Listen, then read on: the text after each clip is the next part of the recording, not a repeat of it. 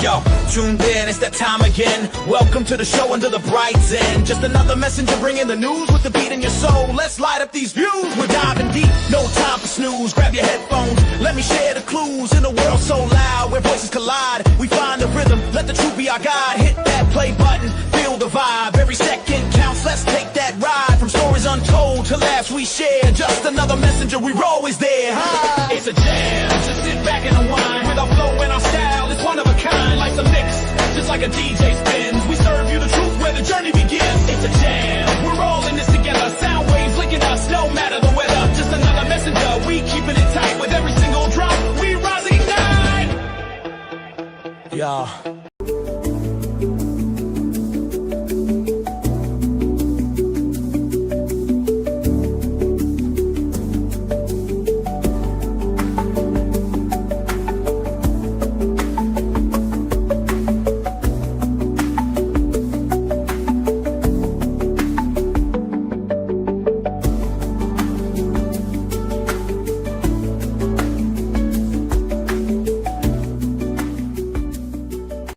Good day. I'm your host, Tamara L., and welcome to another installation of Just Another Messenger, where we raise the situational urgency and consciousness regarding today's current events. We'll dive deep into the historical past by examining the philosophies, legal system, and political decisions that continues to influence our daily lives. So please join the conversation during the episode. Your comment matters. Hit the subscribe, share, and like button to be a part of more thought-provoking conversation in the future. You wouldn't want to miss it. And don't forget to visit our website at www.JustAnotherMessenger.com that connects you to all our social feeds, online merch store, and our link to support the work via CashApp at $JustAnotherMessenger. So let's get started. All right. Let's go ahead and get this thing started today. We have a lot to discuss here. So good evening. I am your host, Tamara L., and welcome back to Just Another Messenger. We have went to a different format where we're going to now be showcasing every other week as opposed to every week. But tonight, what we're going to do, we're going to be exploring a legal concept that is suddenly being tossed around across the headlines and the financial news as the conflict between the United States, Iran, Israel escalates. I mean, this has really gone to another level. Now, companies, shipping firms, and energy producers are already invoking it as a supply chain stall and the Strait of Hormuz is one of the most important energy corridors in the world. I mean, it's facing major disruption. Now, two words are appearing again and again on the mainstream media news as well as alternative news, and we're going to get into its full understanding in that. And that word is called force majeure. Now, it is a clause that's buried in the contracts that is old as, before trading even started taking place. And we're going to break that down. And it's a clause that allows the obligations to be suspended when extraordinary events such as war or government actions make normal performance impossible. Now, hold on to the word impossible. That's going to be another key indicator that's going to take place here. And we're going to show you where the impossibility begin with very shortly. But here's the deeper question most people never ask, and this how we're going to show Just Another Message is going to show how it affects you, the everyday ordinary person, how this war is going to affect you, not just at the pumps, not at just the gas station, how it's going to affect your entire life, and where did this ideal come from as well, and how was it originally meant to protect? Was it originally meant to just protect the marketplace, or was it meant to protect also the marketplace as well as the consumer? Now, because long before Roman jurists spoke of vis major and long before French law coined the phrase force majeure, civilizations were already grappling with the same questions. It's been a question that's been going on for eternity. Just as everyone has identified that Iran is not a new country, just as United States is considered a baby nation, less than 250 years of age, whereas Iran is over 2,000 years of age. So we're talking about these are well set of laws that are taking place. Now, what happens when forces greater than human control suddenly rewrite the rules of society, thus affecting your life, liberty, as well as your pursuit of happiness? Now, tonight, we're going to trace that playbook. We're going to go play by play from a yacht in the ancient Africa to the merchant law across the Mediterranean to Roman legal doctrines and finally to the modern contracts in the United States. So welcome to the Force Majeure Playbook. And when the crisis rewrite the rules, let's get into this evening.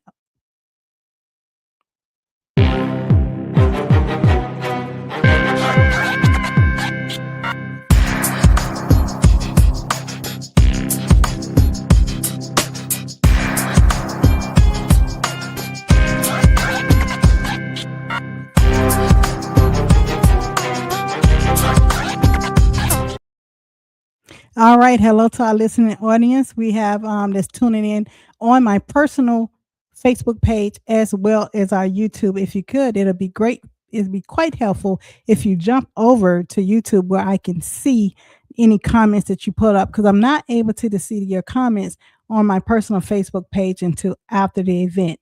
And I always love to respond back to that. So thank you to everyone that's tuning in on Just Another Messenger on our YouTube page. And as before, we're going to put up some of our housekeeping items as well, so we can just advise our audience to continue to share, like, and subscribe to our page on YouTube at Just Another Messenger, as well as follow us on X at JAM _404 podcast. As you see, my voice is still hoarse. I'm still getting over this thing that tried to invade my entire body. And if you're someone would like to be a part of the show, please send a friendly email to JustAnotherMessengerPodcast@gmail.com. And like to thank you for your support in our alternative news. It takes a lot to continue this outlet, so continue to do so via our Cash App at $JustAnotherMessenger. Now we're going to remove that from the screen. At the bottom, you can see our fair use. Now, what I would like to show is what allowed this force majeure to go into place, because I know a lot of times there's something that's evoked that take place before the force majeure. So let's look at this on the screen. I want to bring this up. And a lot of times I want to bring this up in its entirety so you can see this is what took place in the news that caused the different nations to call the force majeure on the supplies and the shipment that took place. If you can see the screen, I'm going to zoom in on this a little bit more so you can get a good look at this article. And this article was written is written by Reuters on March the 2nd, 2026. And it say Marine insurers cancel war risk cover tankers cost to rise as Iran conflict intensifies. They're calling this an Iran conflict, but this is, as we all know, this is a conflict between Israel, United States versus Iran. Let's look at this. It say in Singapore, marine insurers are canceling war risk coverage for vessels, and oil shipping rates are set to surge further at the widening Iran conflict. Left at least 3 tankers damaged, a seafarer killed, and 150 ships stranded around the Strait of Hormuz. What does this mean? It means Iran has responded to U.S. and Israeli strikes that began on Saturday with retaliatory attacks that have sharply increased risk to commercial shipping in the past 24 hours. Now, it say in the Strait of Hormuz and the surrounding waters, at least 150 vessels, including oil and liquefied natural gases tankers, have dropped their anchor. Shipping data showed on Sunday. Now, this is what took place. I'm going to bring this off and I'm going to come back on to you. All right. So this is what also happened during that situation. This is what forces a force majeure for a nation. So when tankers are not able to be insured, when sea vessels are not able to be insured on the coast, what takes place is that they're not able to sail. So immediately the sailing comes to an automatically halt at that point. And when the selling automatically comes to a halt, no none of the supplies that are on these vessels can move. They cannot reach their destinations. None of the vendors or even the suppliers are able to receive any type of payment. So they cannot even, because they canceled, this happened during a wartime. The war started on February the 28th, and on March the 1st, insurance carriers, let me get the names of these insurance carriers that there are companies that remove what you call their war risk insurance, and these carriers were Guard, Scold, North Standard, London and Company, P&I Club, American P&I Club. Now this is very important to understand this. um what has taken place and what is taking place in your life and how it's going to affect each and every last person around the globe. This is a geopolitical crisis that is taking place. I know on the news you're bombarded with looking at the war that's taking place, but the war that's actually taking place is a financial war that's taking place. That's what's occurring right now. So, which means on March the 1st, these insurance carriers, they issued a cancellation of coverage that's to take place on March the 5th. Now, with most insurance coverage, it allows a clause of a 30-day clause for cancellation. Because this is war, they allowed it to, what you call, escalate within a shorter period of time. So on March the 5th, these vessels had to come to a halt. Even the vessel that was en route that Russia sent to help aid Cuba had to come to a halt because their war coverage no longer exists. All right. Though, so, and with doing so, let's get into the information that we're going to present for today. Let's get into the playbook. All right.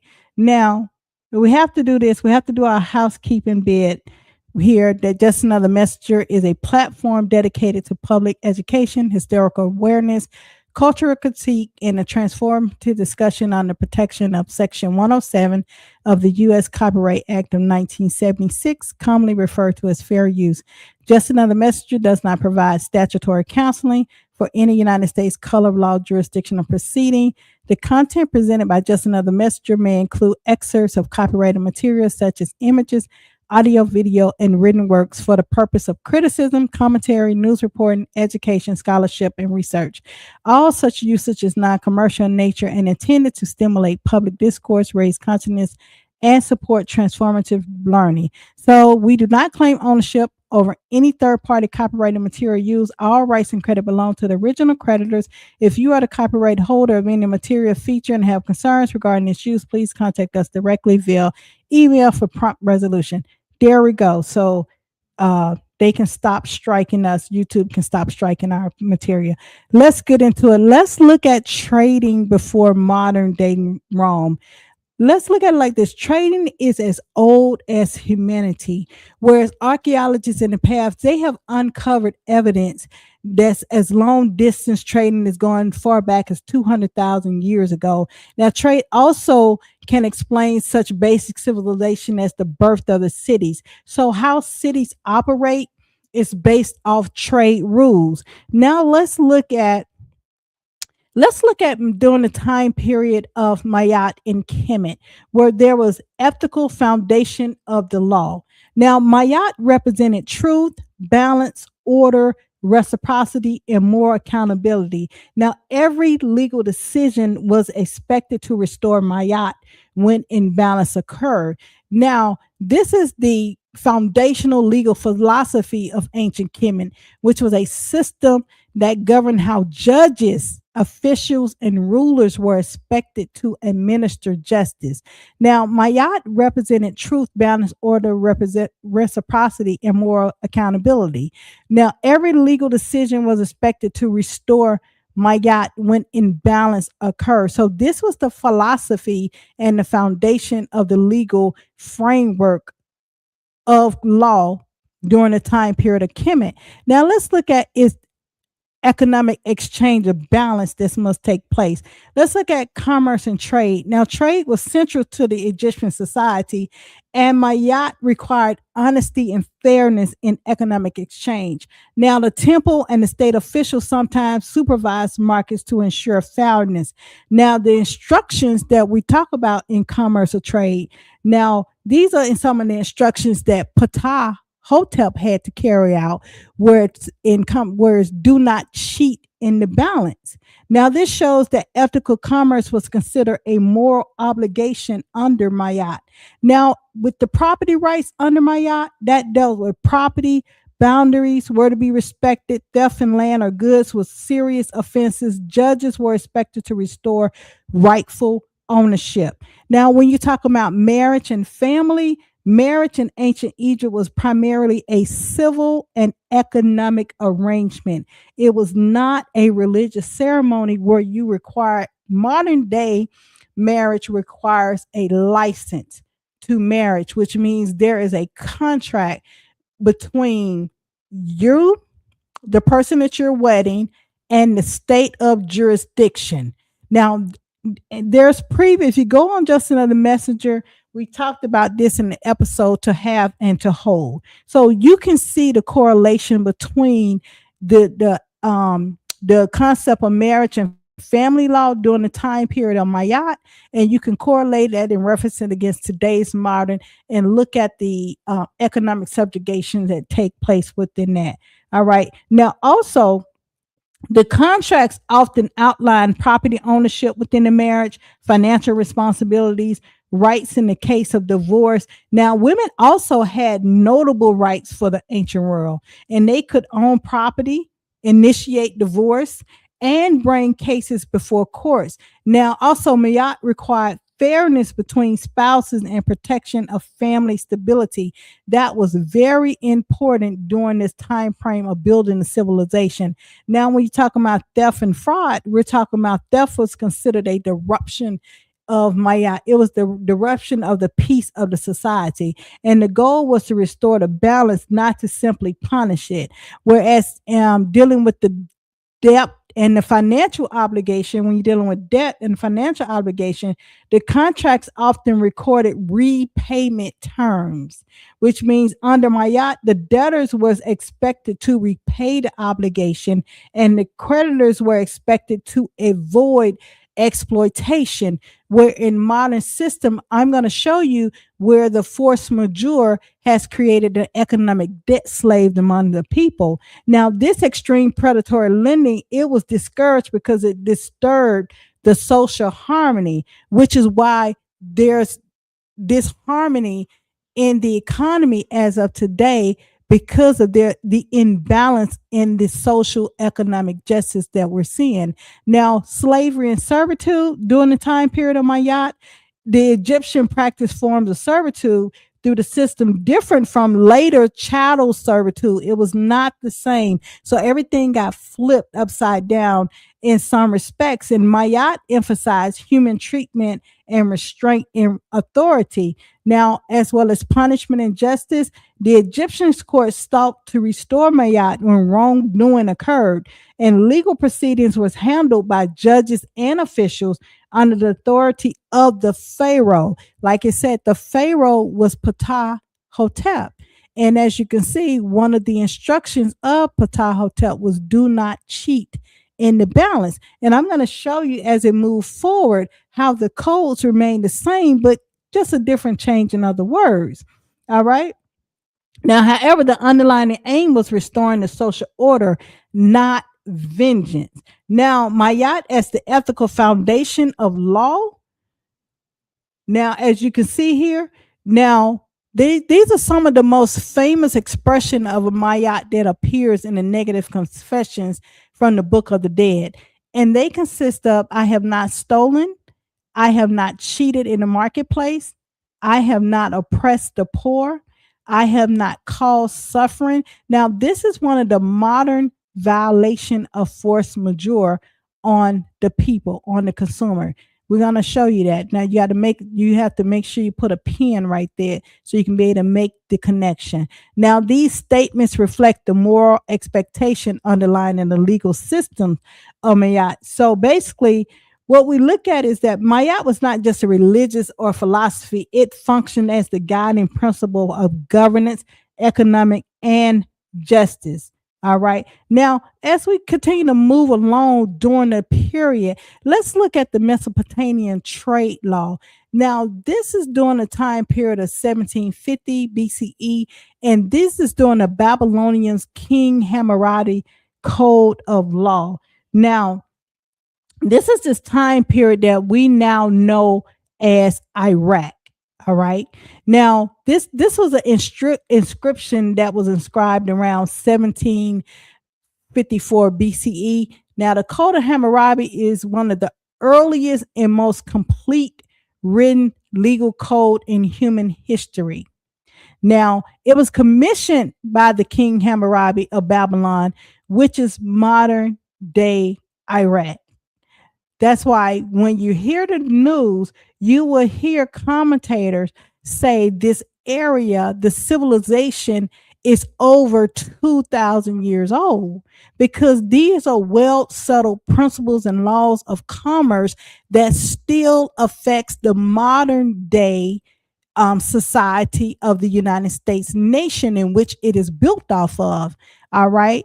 So the code was engraved on a diorite stele over 7 feet tall and publicly displayed, symbolizing the king's authority and the rule of law. And this is much like the Constitution, the U.S. Constitution of today is written on a papyrus, which is wood that's converted to paper. So at the time, the stone was considered today's paper, and it's comprising of 282 laws that was inscribed, and these laws dealt with commerce, property rights, marriage, theft, debt, slavery, and punishment. Now, let's look at just one of the things. I know people hear this one a lot. They hear it established the famous principle of lex talionis, or an eye for an eye, a tooth for a tooth. And it's promoting the idea of proportional justice. So most recently, when Iran put the call out because of the assassination of their supreme leader, they are staying in alignment to their cultural practice of their codes that are well settled in Hammurabi ancient justice system, in which they operate through till today. All right. Now, if we're looking at this, and also we're going to move forward to the ancient maritime law of the roads. Now, long before the Rome had even dominated the maritime trade, all right, the islands of Rhodes, they had developed influential maritime trade law. And one famous doctrine from the Rhodian law is the law of general average. Now, what does this mean? This is connected to these ships that are sitting there, and they're could be possibly prone to what you call piracy, being invaded and things of that nature. That's possibility of somebody that could happen with these vessels just sitting unable to move, even though their flags are raised to show that their nation flags. The law in general average, it states that if a ship captain have to throw cargo overboard during a storm to save the vessel, the loss would be shared by all merchants on the ship, not just the owner of the lost cargo. Now, and this is a sharing that is taking place that could possibly take place now, but unfortunately, with the removal of the cargo insurance, this is going to cause a lot of calamity for the vessel owners, the shippers, the suppliers, and things of that nature. Now they're talking about storm. This also applies to wartime, any type of peril that is beyond the human's control.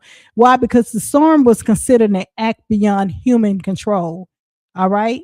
Whereas this war is an act that is beyond a human control, in which it goes into a combination of religious decisions.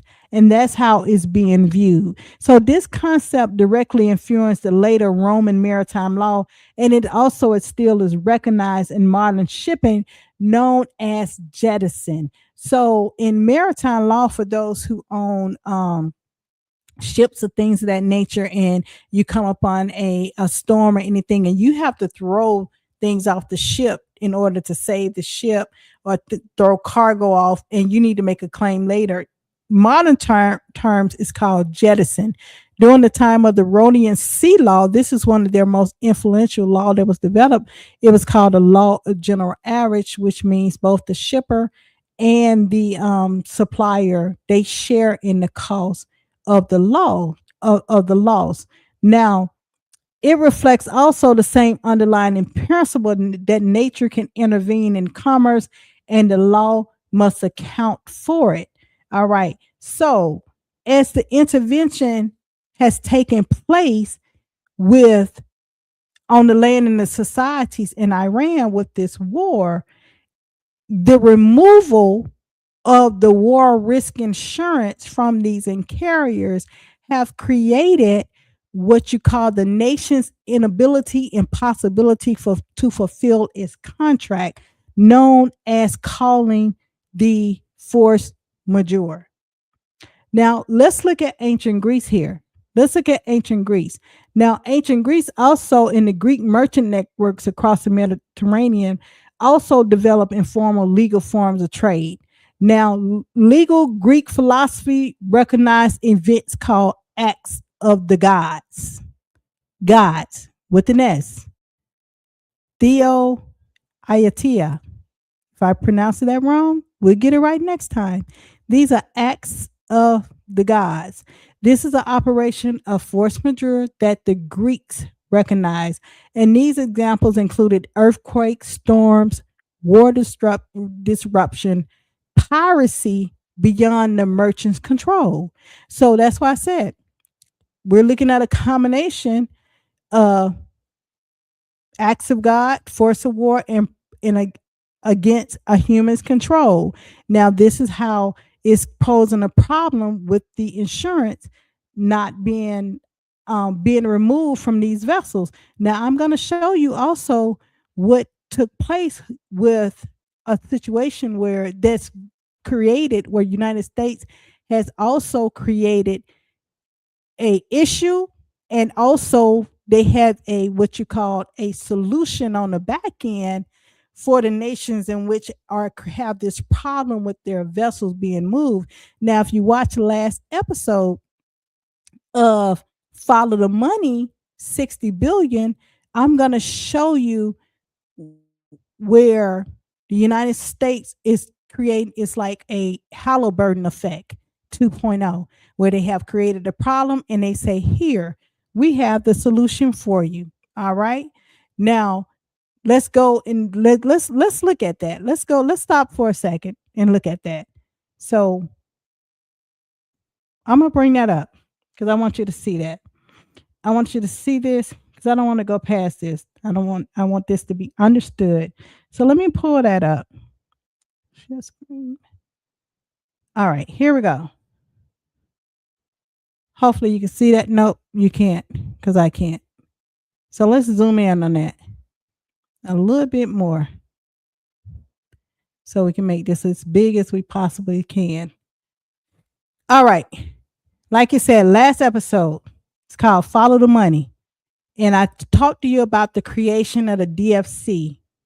And this is Public Law 115-254. Look that law up that was passed back in 2017, where basically Donald Trump has created a corporation. This corporation has flowed from, it's a combination between the connection with Leo Black, Epstein, the transfer of hands to his son, Ben Black, who is the CEO of DFC. And this, look how DFC also is a burden to the taxpayers. DFC, it funnels through the U.S. taxpayers through federal revenue. As you can see, U.S. Congress has to they made an appropriation of this of $60 billion. The original appropriation of the humanitarian program, as I explained, it was on the USAID, and it was only $30 billion. So when they sacked USAID, when Doge came in and sacked USAID, they um, rose the DFC up from the dead, and they doubled the appropriation of the money from USAID and went from a humanitarian to an investment company with investors, private investors. And then now it's appropriated through the American taxpayers of $60 billion. So it's like you have your $60 billion waiting in credit authority. We're going to go create the problem. Now that they need these vessels, these nations need insurance to move their product. We have the ability to underwrite the loss for these projects. So there'll be these nations will be beholden to us to be able to get their product moved. Now in the US Treasury, it's going to be credit back and federal guarantee. Now, and that's through the IMF. Now, through the executive branch, this is where it gets very funny and tricky at, as you can see right here. If you go read the law, you can see this was authorized through the president plus the cabinet level board, which means there's Secretary of Treasury that's on here. You have administrators of USAID.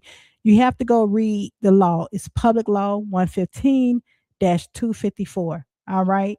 This is a DFC. And if you look at it, it's a U.S. International Development Financial Corporation created. It's called the BUILD Act of 2018. And this is what they're going to be doing. They're going to be giving loans and loans guaranteed. This is not to America. This is to other nations.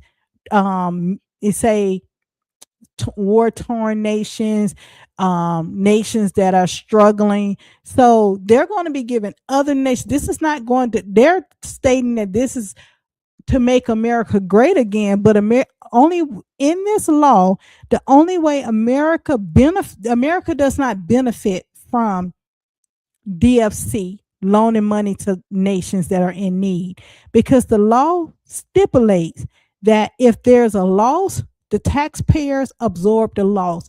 If there's a profit in DFC, the private investors absorb the profit. This is not a Make America Great corporation that was built for Trump. And it's for equity investment, so which means it's going to be placed on the stock market exchange for securitization.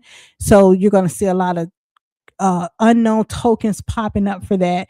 Look at here, political risk insurance. There you go. Political risk insurance, economic hitman effect. Now, as you can see, the political risk insurance, private partners and investment firms, strategic geopolitical alliance.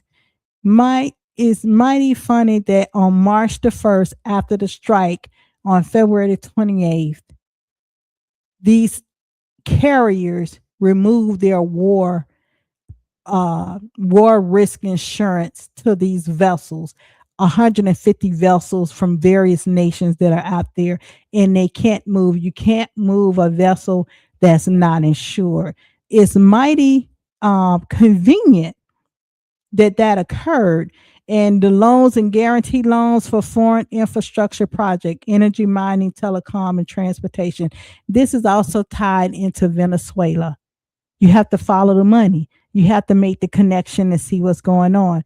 And why is this occurring? Let me show, let's look at why this is occurring as well. Let's remove this and look at why this is occurring. All right. Let me pull this up. I want to pull the next article up for you to see. This is very important to see this. This one is going to blow your socks off right here. All right. This one is going to blow your socks off.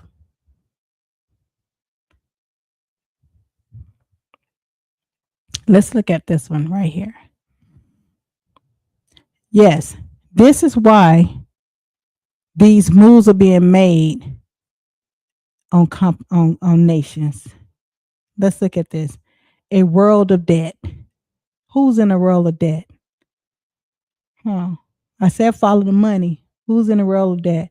It's a global government debt grew by 8.3 trillion in 2025, and the global debt GDP, that's gross domestic product, that means your input versus your output ratio, from 92.4 in 2024 to now 94.7, which means that death to the dollar, which means we produce less than the revenue coming in. Now, as you can see here, our debt as a percentage of GDP, we're in this goal. That means we're at 125%. Share of global debt, United States, 32.4%. US government debt reached over 38 trillion in 2025. Look at China.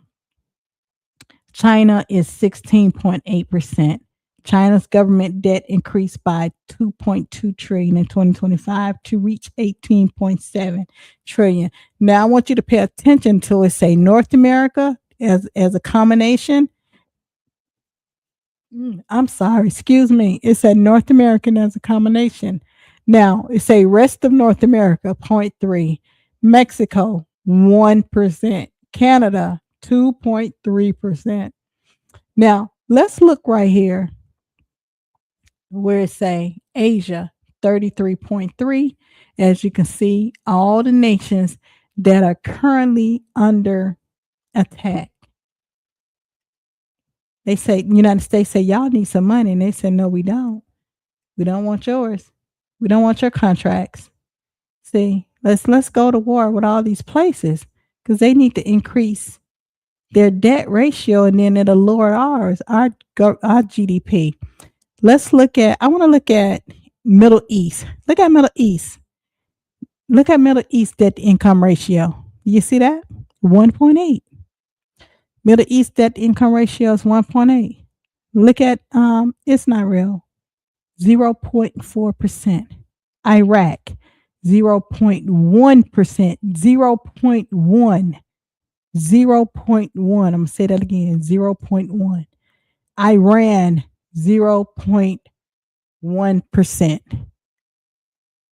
Rest of middle Turkey, 0.3%. They're not even 1% in debt. Rest of Middle East, 0.2%. UAE, 0.2%. Qatar, 0.1%. Now, do you see why it's so important? Let's get this thing popping because we can get some contracts out of them. All right. Now, Europe, 21%. South Africa, look at this, 3.1%. Africa, 1.8%. Now, this source is taken from IMF, where economic output as of October 2025, and we're exercising this through fair use of Section 107 of the U.S. Copyright Act of 1976. This is for educational purposes. So as you can see here, a world of debt. Who is in a world of debt? United States. You got that right. You made 100 on your test. And let's see what it say on here. It say gross domestic debt stands at 111 trillion globally. It's talking about overall the whole globe. In 2025, rising by 8.3 trillion since 2024. And we know who that is attributed to. That's contributed to the United States. All right. So together, the United States and China hold 51.8% of the world's government debt. And this is also why China has to make a move with the creation of the resurrection of the Silk Road project that is now the Bridge and Roads Initiative. I mean, that's why also China is on that initiative. That's why they're going into what you call here. Let's look at here. This is why they're going into South Africa right here. As you can this is why also Trump went into South America to give them a contract. Look at Venezuela, 0.1%. Now, this is why China said we'll work on this side right here and we'll go into Africa that only has a 1.8% GDP debt. They went into Algeria, South Africa 0.3, Nigeria 0.1, rest of Africa 0.7. These are very rich nations, but the mainstream media tried to portray that these are poor nations. This is not a poor nation. They have more resources than they have debt. We're the opposite. We have more debt than we have resources. All right. So I wanted to show you that. So, all right. So as we go, we go down the line and have this understanding of force majeure. I hope it's really clicking in with the understanding as we enter into ancient Rome marketplace. As we go into the ancient Rome marketplace, we're going to look and see how force majeure also, the name is during the ancient Rome period of time is called vis major, which means greater force. And it means a person is not legally responsible when an overwhelming external force makes performance impossible. I'm saying this with emphasis for a minute because this is where it ties into where the ancient Rome period is going to tie directly into you. So this deals with natural disasters, war, piracy, shipwreck, other overwhelming forces. Now, the principle was incorporated into the Roman contract law, especially in cases involving transport of goods, storage agreements, maritime commerce. Now, this applied to any obligor, not just merchants or governments. Now, if a flood destroyed goods that someone was obligated to deliver, the debtor, which we call today the straw man, was excused because performance was literally impossible. Now, I'm saying this word, straw man, so you can make a connection between the next area that we're going to go into. The next area we're going to go into, thank you very much. Yes. I want to put some comments on the word. Yes, I love the word, a world of debt chart. Yeah, you're welcome. Very important for us to understand that because now we're going to go into, we're looking at the merchant side, but I'll have to show you how you are the merchant as well. You are connected to the merchant, but your status and position that people are in, they put you in a consumer status and they take away your ability to be able to operate and execute things as a force majeure as other merchants are being able to do so. All right. So yes.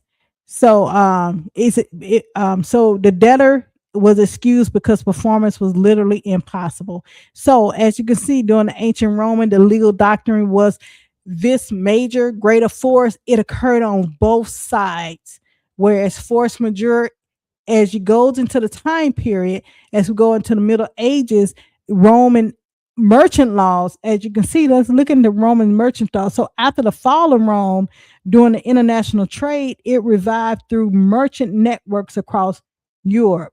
All right. So let's look how they converted the process from vis major, force majeure.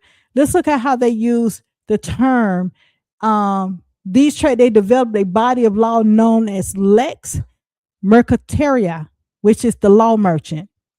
And it still deals with the same thing. Unpredictable risks such as storms at sea, war between kingdoms, piracy, as well as trade embargo.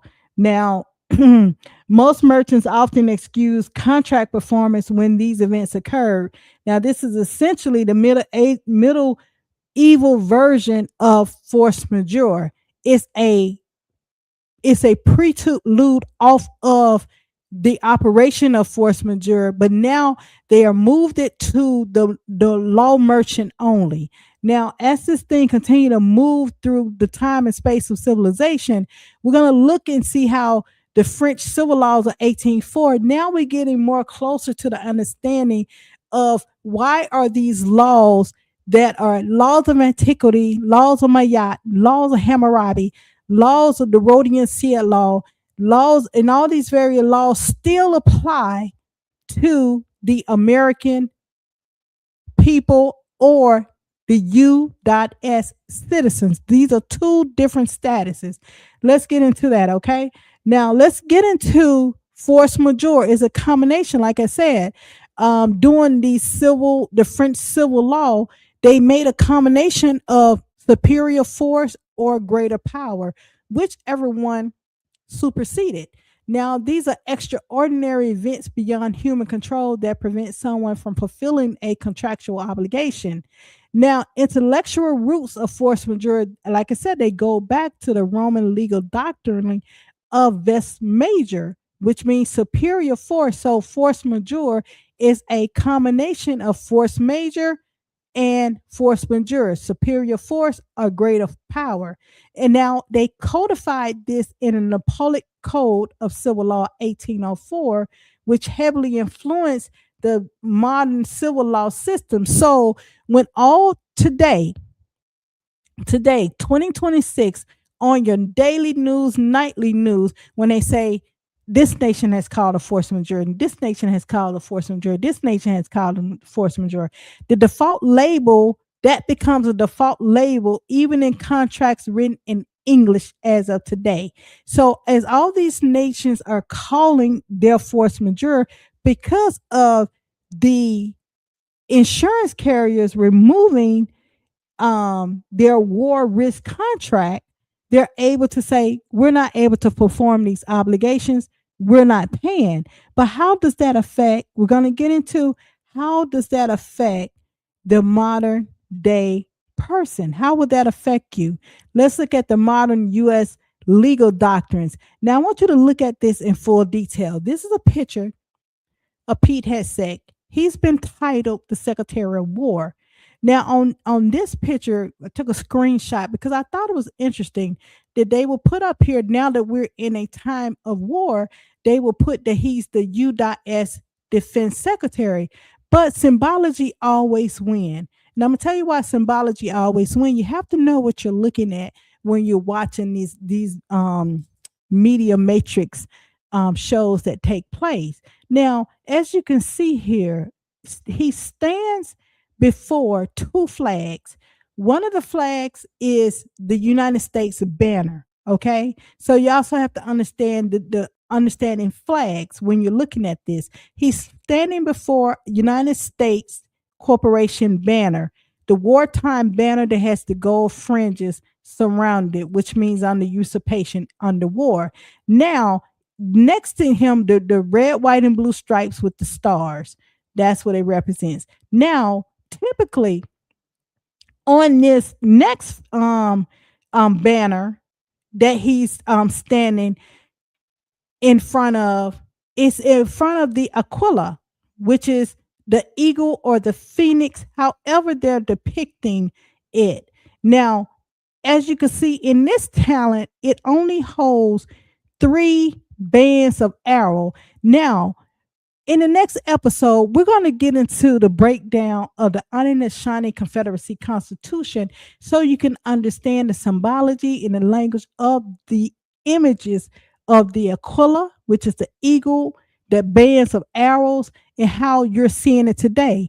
Now, if you see, you're looking at the banner that Pete Hegseth stands in front of today that holds the 3 arrows. Now, one arrow stands for United States Military Complex. Another arrow stands for London, which is the financier. And the third arrow stands for the religious overlord of the Pope. So which means these are the 3 bands that are banding together in this war. That is what this Aquila is represent that the Secretary of War stands in front of him. We are at war. He had to send a message out. All right, let's look at the dollar bill. As you can see, this is the Aquila on the back of a $1 bill that say, "In God we trust." We can get into the God that they're talking about. That's an acronym as well. For generator, for G, O, operator, D, destroyer. All right. So in this Aquila, he holds a ribbon, and that ribbon could be also on a Shawnee Constitution. That would be a wampum.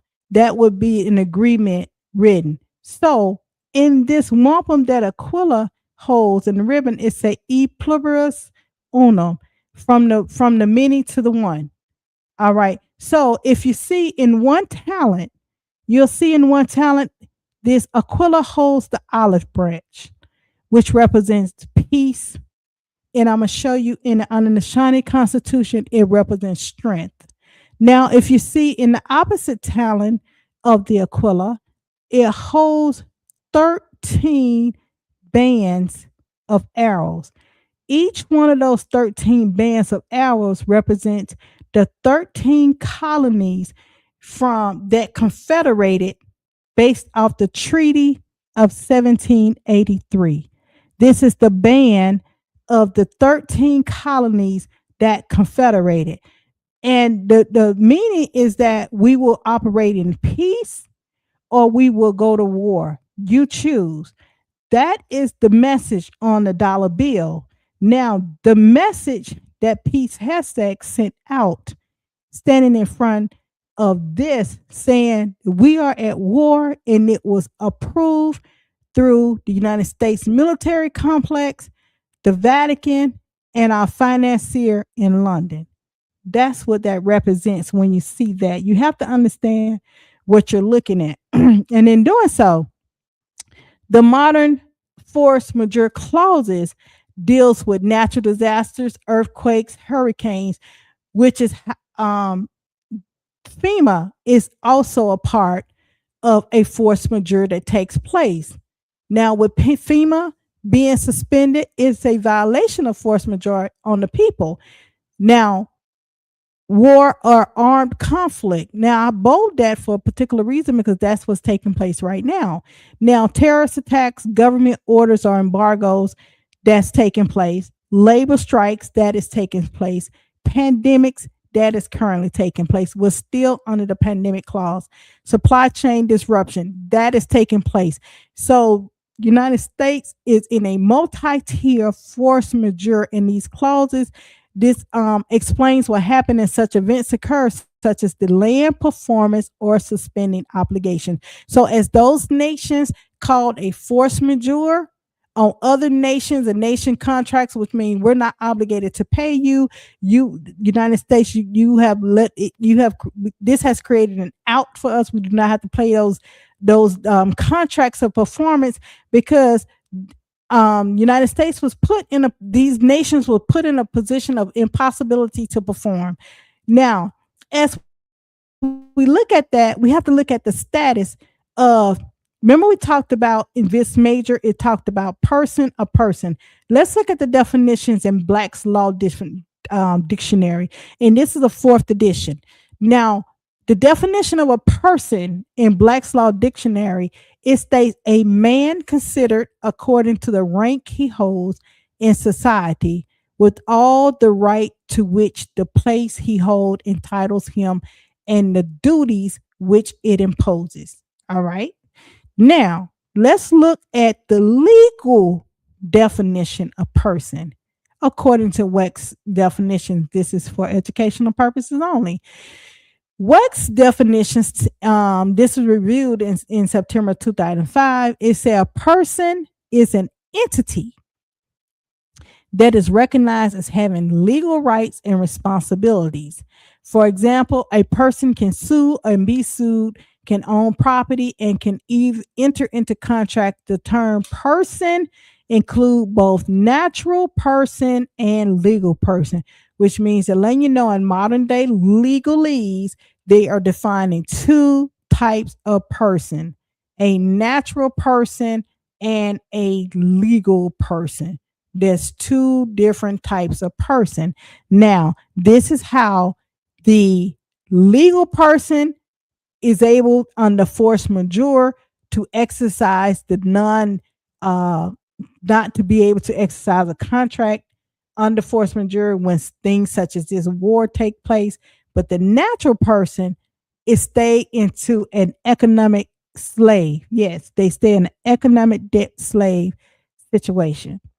And this is the economic debt slave that the natural person under the world of debts are staying, and this has to do with the status of that natural person as well. Status matters, nationality matters, and this is where the delaying of performance and suspending obligations, this is where it matters. Now, as you can see here, we're going to look at there's going to be mounting of debts that's taking place, where it's consumer or as vendors, debt, loans, credit obligations, that's going to mount up really fast in what's going on because of this war that takes place. Now, let's look at the force majeure protects performance obligations of merchants, whereas modern finance protects payment streams, which means loan agreements. I'm not sure if you had opportunity to look at any loan agreements, such as rent, automobile mortgages, and credit cards and things of that nature. Hold tight. Don't click off. We always have a way of escape. Now, modern finance protects payment streams, so they're still protecting the creditor. As we say, it keeps you in a economic debt slave. Now, these loan agreements and finance contracts often include clauses that explicitly require payment. Now, these are the two clauses that they talk about in these contracts. In these modern day contracts, is called absolute and unconditional obligations, and it's called also hell or high water clauses. Let's look at this. So, in absolute and conditional obligation, the borrower must pay regardless of circumstances.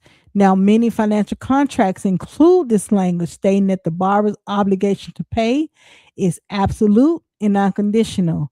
That means that if it have equipment failure, dispute with third parties, changes in business condition, and loss of income, which is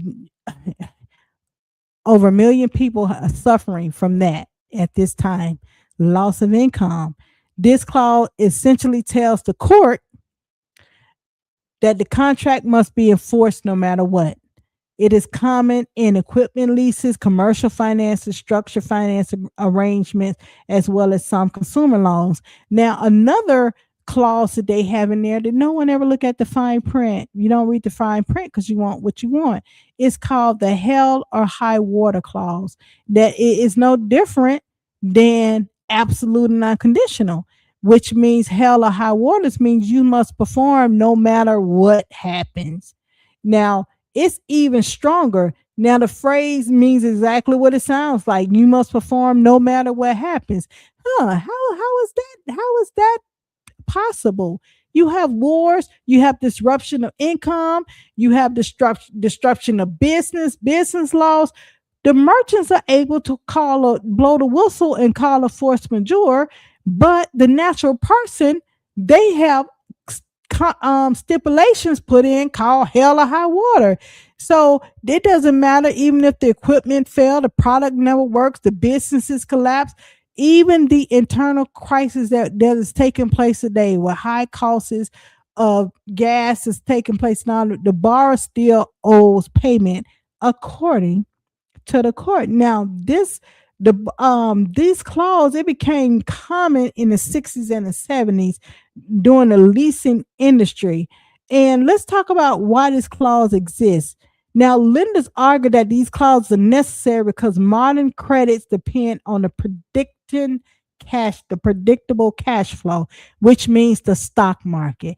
This will cause the stock market to crash if everyone stopped paying their bills. All right. So when bank package the loans into securities or investment portfolios, investors expect payments to continue. So contracts are written to minimize legal uncertainty.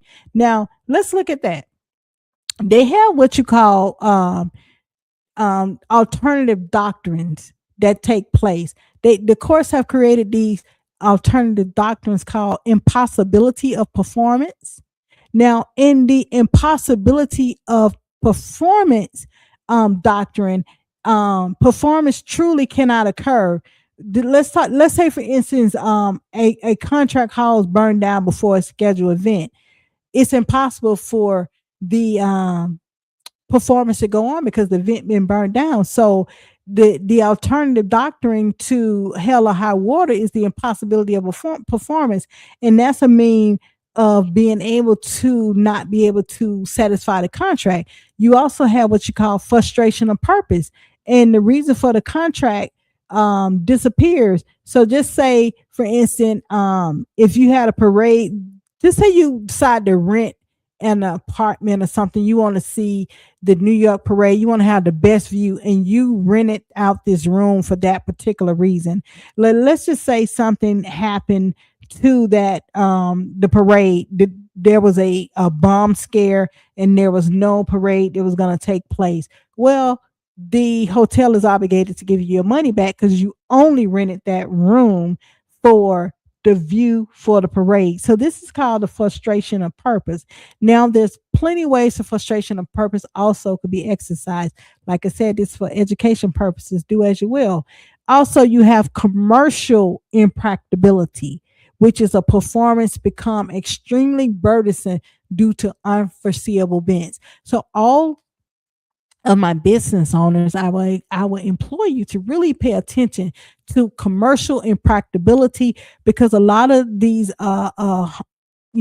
businesses that rely on things that are being shipped in are going to take a huge heavy impact because of this war. So your obligations will not be able to be met, and you have a doctrine that you could stand on, commercial impracticability.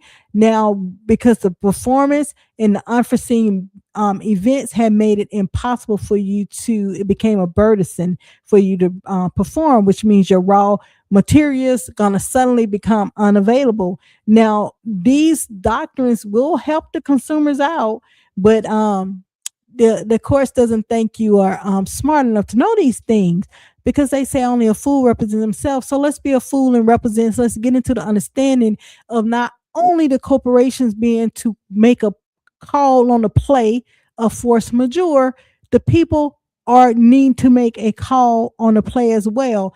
Not just through, now this is what's going to happen. They're going to be trying to step in and do all these government interventions, right? So they're going to try to do things such as foreclosure moratoriums. You keep in mind the government is still shut down. They're going to try to do bans, eviction bans, no evictions at this time. So these things are going to trickle down to the state. They're going to also try to do debt restructuring programs, bankruptcy protection such as Chapter 7, Chapter 11. Make the call. Don't allow unforeseen circumstances to cause you and your family to be homeless, to be without transportation.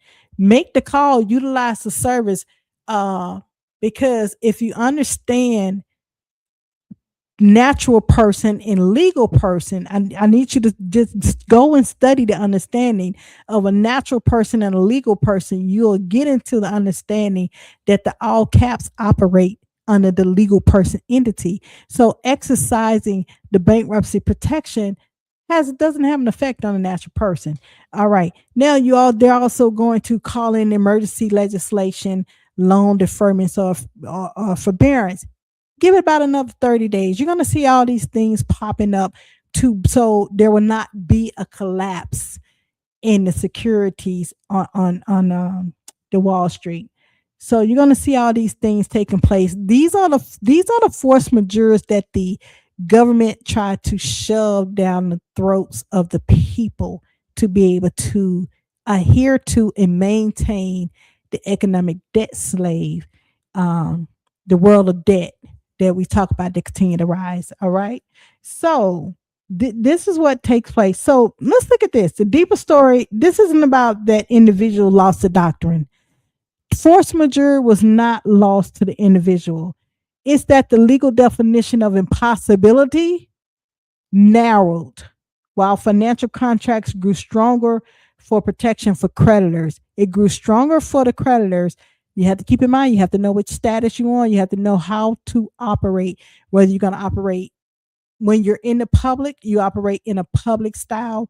When you're in a private, you operate in a private style. You have to know who you are, a natural person when you're operating versus when you're operating as a legal person. These are things you must be able to now get into the understanding to blow the whistle and call the force majeure on that. So understanding that this shifts helps explain why crisis law often feels different from the principle it originally came work is because the doctrine is still there. It's just rebranded. It's still there. It's rebranded. It's rebranded. Like I said, it's rebranded into the possibility of performance. It's rebranded into the frustration of purpose. It's rebranded into the commercial impracticability. It's rebranded for the consumer. Now, but the battlefield around it has changed, and you have to know how to fight the battle to win the war for yourself and for your family. I hope this helped. I wanted to come on here to give you a little insight on that. Continue to tune in. We were every Wednesday. We're going to go to every other Wednesday. We like to pull a lot of information together to give you, and it's so difficult to do that every week. This is a mission. This is not just about talking, being a talking bird about what others are talking about in the mainstream media. This is to give you meat, substance to be able to effectuate change in your household. Hope I've been able to do that. So we're going to make that correction on that. We're going to be tuning in every other Wednesday at 8 p.m. And as you can see, we're not monetized on Facebook. We do not have an obligation, or will not be doing that for Just Another Messenger. Continue to support the channel through our Cash App at $JustAnotherMessenger. We'll not be able to do this without you. Please support the cause as we are able to move these stories forward. And if you or someone you know would like to be a part of the show, please send us a friendly email to JustAnotherMessengerPodcast at gmail.com. I hope this information worked. Please like, share, and subscribe on our page at Just Another Messenger. Go back and rewind. Take these copious notes and be able to understand how you're able to call a force majeure in your household and not stay in the economic debt slave or trap. Like I said, thank you for tuning in, and you have a wonderful evening. Goodbye.